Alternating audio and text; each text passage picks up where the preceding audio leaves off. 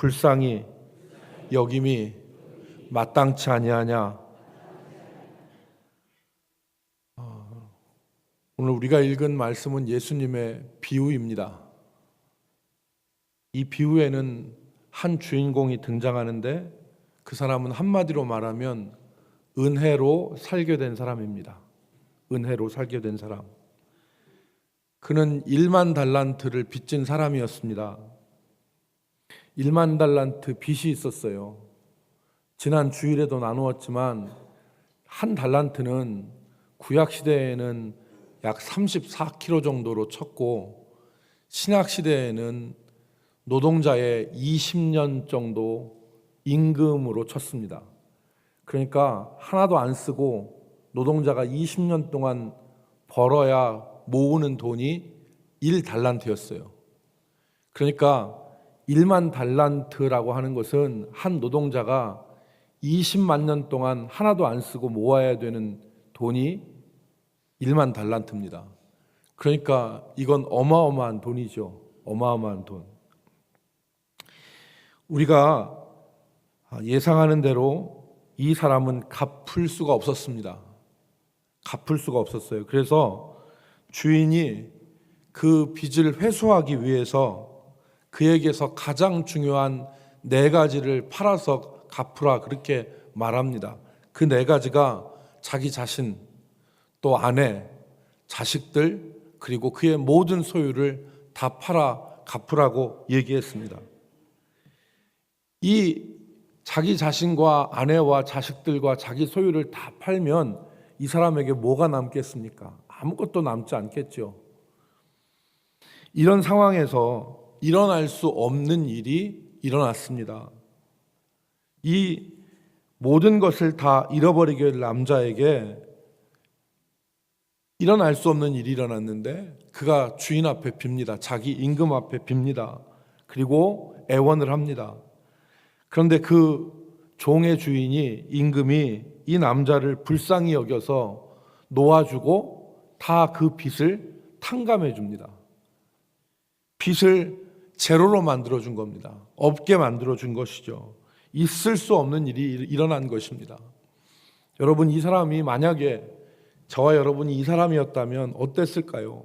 1만 달란트 빚져서 아내도 자식도 자기 모든 소유도 그리고 자기도 다 팔려서 종이 될 판인데 이게 다 갚아졌어요. 아마 이 사람이 임금을 만나고 나올 때는 아마 춤을 췄을 겁니다. 춤을 추면서 나왔지 않겠어요? 너무 기뻐서 춤을 추고도 남았겠죠. 이 사람이 기뻤던 것은 뭐 말할 것도 없는데 이 사람이 한마디로 아까 말씀드린 대로 은혜로 살게 된 사람입니다. 여러분, 두 번째 우리가 이 본문에서 생각해 볼 수 있는 것은 이 주인공은 은혜로 말미암아 살게 된 사람이었을 뿐만 아니라 은혜의 세계에서 살았던 사람이다. 은혜의 세계에서 그를 둘러싼 모든 사람들이 은혜의 사람들이었다는 거예요. 왜냐하면 이 사람이 1만 달란트 빚져서 다 팔려갈 형편이었는데 그의 임금이 그를 불쌍히 여겼습니다. 그래서 그를 놓아주고 빚을 다 탕감해 줬어요. 27절 말씀에 보면은 이 빚진 사람이 간청했을 때 그리고 살려달라고 애원했을 때 간구했을 때 그를 불쌍히 여겨서 빚을 탕감해 주었는데 이 임금만 자비로운 사람이 아니었다는 거예요. 31절에 보면 그의 동료들도 자비로운 사람들이었습니다. 왜냐하면 31절 말씀에 보면 몹시 딱하게 여겨라는 말이 있습니다. 몹시 딱하게 여겨. 그러니까 그의 동료들도 몹시 딱하게 여기는 마음, 자비의 마음을 가지고 있는 사람들이었습니다. 그러니까 이 1만 달란트 탕감받은 사람의 주변에는 임금과 그의 동료들 모두 다 사람을 긍휼히 여기는 그런 마음을 가지고 있는 사람들이었던 거죠. 그러니까 이 사람은 은혜로 살게 되었을 뿐만 아니라 은혜의 세계에서 산 사람이에요. 그런데 정작 세 번째 이 사람은 자신의 삶에서는 은혜를 거부했습니다. 은혜를 밀어냈죠. 자기가 임금에게 빚을 탕감받고 그리고 또 주변 사람들도 은혜로운 사람이었지만 자기가 탕감받고 나오는 그 길에 100데나리온 빚진 동료를 만납니다. 100데나리온, 1데나리온은 노동자 하루 품삯입니다. 그런데 이 사람이 자기에게 100데나리온 빚진 동료를 만나는데 왜인지는 모르지만 자기에게 빚진 동료의 목을 붙잡고 그 사람에게 빚독촉을 합니다. 아마도 이 100데나리온 빚진 사람이 계속 약속을 어겼던 것 같아요. 그러니까 화가 나서 붙잡고 목 잡고 우리로 얘기하면 멱살을 잡고 빚 갚으라고 얘기했겠죠. 그 상황에서 100데나리온 빚진 사람이 파격적인 행동을 합니다. 자기 동료에게 엎드려서 간구합니다. 엎드려서. 동료에게 땅에 엎드려서 간구하는 일은 흔한 일은 아닙니다. 그런데 이 동료가 땅에 엎드려서 간구합니다. 갚을 테니까 조금만 참아달라고. 그런데 이 1만 달란트 탕감받은 오늘의 주인공은 그 간구를 허락하지 않고 자신의 동료를 옥에다가 가둬버립니다. 여러분, 이 결과가 어떻게 됐는지 우리 아시죠? 동료들에게 주인공의 무자비한 행동을 들은 임금은 그에게 베푼 은혜를 취소합니다. 거두어 드립니다. 임금은 그를 불러다가 악한 종이라 말했습니다. 악한 종이라. 그리고 그 빚을 다 갚도록 옥졸들에게 이 사람을 넘깁니다. 그리고 32절과 33절에 그 은혜를 거부한 종에게 임금이 말합니다. 32절과 33절을 우리 같이 읽겠습니다. 이에 주인이 시작. 이에 주인이 그를 불러다가 말하되 악한 종아 내가 빌기에 내가 내 빚을 전부 탕감하여 주었거늘 내가 너를 불쌍히 여김과 같이 너도 내 동료를 불쌍히 여김이 마땅하지 아니하냐 하고. 오늘 제목입니다. 너도 내 동료를 불쌍히 여김이 마땅하지 아니하냐. 그는 강팍함으로 자기에게 베풀어진 은혜를 취소당했습니다. 사랑하는 성도 여러분, 여기서 이 비유에서 1만 달란트 빚진 사람이 누굽니까? 그 빚에 대해서 아무것도 할 수 없는 전적 무능력 상태에 있었고 오직 주인 임금의 전적인 은혜에 의해서만 살 수 있었던 사람 아닙니까? 그런데 이 사람이 자신에게 주어진 그 전적인 은혜를 기억하지 않고 자신의 삶에서 은혜를 밀어내죠. 100데나리온이 여러분 크다면 클 수 있지만 1만 달란트에 비하면 고작이라는 말을 할 수밖에 없습니다. 그 100데나리온으로 주인공은 엎드려 비는 동료를 옥에다가 가둬버립니다. 사랑하는 성도 여러분, 여기서 1만 달란트 탕감받은 사람은 죄에 빠져서 구원에 대해서는 전적인 무능력한 상태에 있고 소망 없었던 우리들을 말합니다. 우리가 아무 죄에 대해서는 능력이 없었잖아요. 죄값을 갚을 능력이 없었습니다. 오직 하나님의 은혜로 살 길을 찾은 우리들이 1만 달란트 받은 사람입니다. 그런데 100데나리온 빚진 자가 엎드려서 빌 때 무자비하게 옥에다가 가두는 사람도 우리들을 가리킵니다.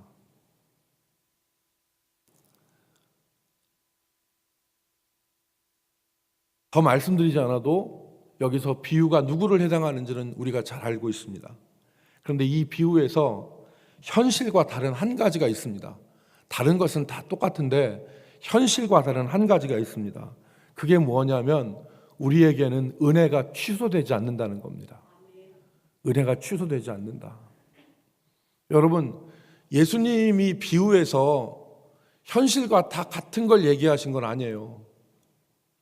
한 가지 예를 들면 누가복음 18장에 보면 불의한 재판관이 나오죠. 이 불의한 재판관은 우리의 기도를 들으시는 하나님과 같은 존재로 비유했습니다. 근데 이 재판관은 불의해요. 과부가 자기의 원한을 풀어달라고 계속 간청할 때 그 과부를 불쌍히 여겨서 정의에 의해서 이 과부의 소원을 들어준 게 아니에요. 누가복음 18장 2절에 보면 이 과부는 하나님을 경외하지 않고 사람을 무시하는 사람이라 그랬습니다. 불의한 재판관입니다. 그리고 이 재판관이 과부의 간청을 들어준 이유는 계속해서 와서 자기를 귀찮게 할까 봐 그의 간구를 들어줍니다. 이 비유에서 불의한 재판관은 하나님과 전혀 틀립니다. 오늘 본문으로 돌아와서 1만 달란트 탕감받은 사람에게 주어진 하나님의 은혜는 취소되지 않습니다. 우리에게 하나님의 은혜는 취소되지 않아요. 하나님은 죄에 빠져서 죽게 된 우리들을 오직 전적인 무능력함 가운데 아무것도 할 수 없는 우리들을 하나님의 말로 다 할 수 없는 은혜로 구원해 주시고 살 길을 허락해 주셨어요. 그 은혜는 취소되지 않습니다. 이 비유의 핵심이 어디에 있습니까? 이 비유는 은혜 받은 성도들의 자비로운 삶을 촉구하는 데 있습니다. 너희에게 은혜는 취소되지 않는다. 그런데 은혜 받은 자로서 너희들이 마땅히 이렇게 살아야 되지 않느냐. 여기에 초점이 있는 겁니다. 그래서 오늘 33절 말씀에 우리가 읽었죠. 33절 말씀이 이 비유의 핵심입니다. 내가 너를 불쌍히 여김과 같이 너도 내 동료를 불쌍히 여김이 마땅하지 아니하냐. 은혜 받은 구원받은 전적 무능력한 상태에서 오직 하나님의 은혜로 구원받은 우리들이 받은 그 은혜는 취소되지 않고 하나님의 그 사랑에서 끊을 수 있는 것은 아무것도 없습니다. 하나님은 우리에게 은혜를 주세요. 그런데 그 은혜를 주시는 받은 우리들이 이 땅에서 마땅히 행할 일이 너 은혜 받은 네가 너도 은혜로 살 그런 것이 마땅치 아니하냐. 오늘 내가 너를 불쌍히 여김같이 너도 내 동료를 불쌍히 여김이 마땅하지 않냐. 이 말은 너도 가서 이와 같이 사는 것이 합당하지 아니하냐. 이 말씀입니다. 자비로운 행동을 촉구한 것입니다. 여러분, 오늘 우리가 본문의 한 단락 가운데서 읽지 않은 말씀이 있습니다. 그게 21절과 22절입니다. 우리가 23절부터 읽었는데 오늘 본문의 단락은 21절부터 시작됩니다. 21절과 22절의 말씀을 우리가 읽으면 같이 읽습니다. 그때에 베드로가 시작. 그때 베드로가 나와 이르되 주여 형제가 내게 범죄하면 몇 번이나 용서하여 주리이까 7번까지 하오리이까 예수께서 이르시되 내게 이르노니 7번뿐 아니라 7번을 70번까지라도 할지니라. 이런 말입니다. 만약에 100데나리온 빚진 그 사람의 동료가 와서 엎드려서 간구하면 우리는 어떤 생각이 드냐면 그 1만 달란트 빚진 사람이 그 100데나리온 빚진 사람을 마땅히 참아줘야 된다 하는 생각을 우리가 이 비유에서 하는데, 오늘 비유의 핵심은 만약에 네 형제가 와서 너에게 잘못했다고, 잘못을 하고 너에게 상처를 주고 너에게 아픔을 줬다 하더라도 그가 와서 너에게 손을 내밀면 너는 7번씩 70번이라도 그의 손을 붙잡아주고 용서하는 것이 옳다. 이 말을 하는 것입니다. 사랑하는 성도 여러분, 우리가 하나님께 은혜를 받을 때 필요한 것은 우리의 삶에 있어서 원망과 미움과 시기와 그리고 원한들을 다 풀어버리는 것입니다. 우리에게 미움이 있고 우리에게 은혜를 배격하는 삶이 있다면 우리는 은혜 받기 어렵습니다. 오늘 우리 마음속에서 은혜 받을 준비를 하는 것은 바로 이것입니다. 하나님 앞에서 마땅히 은혜의 세계를 살기를 소망하는 거예요. 이 사람의 주변에는 은혜로운 임금도 있었고 은혜로운 동료도 있었어요. 그러나 정작 이 사람은 그 은혜를 밀어내고 은혜의 세계에 거하기를 거부했습니다. 그래서 100데나리온 빚진 자의 모가지를 붙잡고 그를 옥에다가 쳐넣는 무자비한 세계에서 살아가지 않았습니까? 오늘 우리가 은혜를 사모합니다. 주여 내게 은혜를 주옵소서. 내 삶의 동력이 될 수 있는 하나님의 은혜를 주옵소서라고 우리가 기도하는데, 우리가 간구하는데, 여러분 마음에 무거운 짐이 있다면 그 무거운 짐들을 다 벗어버리고 하나님의 은혜를 받을 수 있는 그러한 심령들로 우리가 변화될 수 있기를 바랍니다. 여러분 미가서 6장 6절, 7절, 8절 말씀을 우리 같이 읽겠습니다. 미가서 찾지 말고 앞에 있는 말씀으로 봅시다. 미가서 6장 6절, 7절, 8절 내가 시작.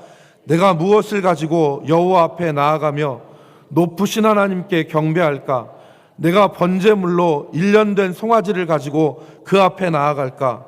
여호와께서 천천의 수양이나 만만의 강물 같은 기름을 기뻐하실까? 내 허물을 위하여 내 맏아들을 내 영혼의 죄로 말미암아 내 몸의 열매를 드릴까? 사람아 주께서 선한 것이 무엇임을 내게 보이셨나니 여호와께서 내게 구하시는 것은 오직 정의를 행하며 인자를 사랑하며 겸손하게 내 하나님과 함께 행하는 것이 아니냐. 오늘 여러분 우리가 이 말씀을 기억할 필요가 있습니다.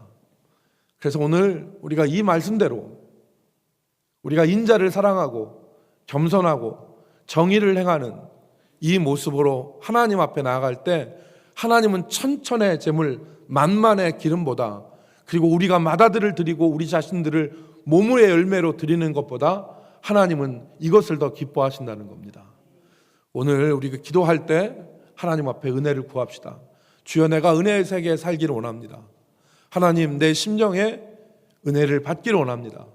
이 마음을 가지고 우리가 하나님 앞에 기도하기를 바라고, 하나님께서 우리 마음 만져주시리라 그렇게 믿고 우리가 정말 가벼운 마음으로 이번 부흥성회를 준비하고 은혜 받을 준비할 수 있기를 주의 이름으로 축복합니다. 기도하겠습니다. 하나님